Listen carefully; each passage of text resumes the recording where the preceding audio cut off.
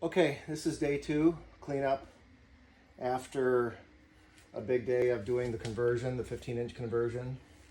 So the rear end is in. I got the new smaller brakes. This is the TCE brake kit here with the smaller rotors and Willwood disc brakes. And then I've got all the trailing arms, upper control arms, toe links, everything from AAD, which you can see back here, these aluminum components.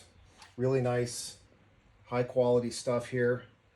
And a spherical joint that's necessary to keep that cradle completely solid from moving forward, which we've seen with other cars. So this conversion is going to give me a 15-inch rim and some bigger tires, which will help me plant the car easier. I ordered RC components, rims this time. This is the front. This is called the RC Comp hammer.